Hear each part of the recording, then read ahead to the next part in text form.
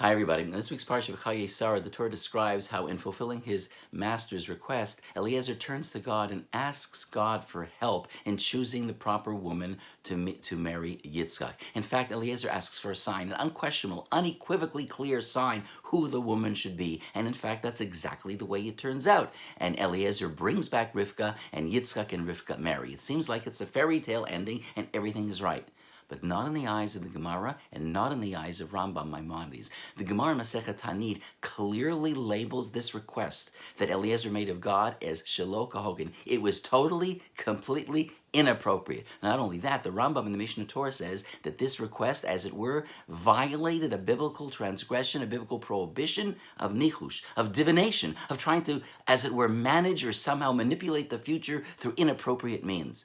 So what we thought was a happy ending turns out to be, by the Gemara, the wrong question and a biblical transgression. But why? If it all ended well, surely that it was the right thing to do.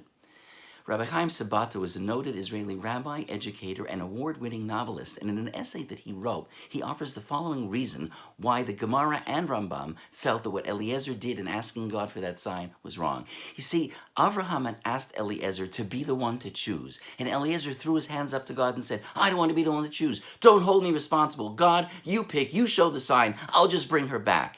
That's not our life. Our life is not to ask God to make our decisions for us. Our life is not to ask God to be the people we need to be. We need God's help to be those people, but we still have the responsibility to make the decisions, to struggle through the process, and yes, sometimes to be held accountable for the results, positive or, God forbid, negative. That's who we are. That's why we're called Yisrael, those who struggle. But God's there to help us in the struggle. Eliezer threw away that part of his humanity, and the Gemara and the Rambam say that's not right. God is there to help us, but we have to be the best versions of ourselves that we can be. It's a Torah thought, only takes a moment. Shabbat Shalom, everybody.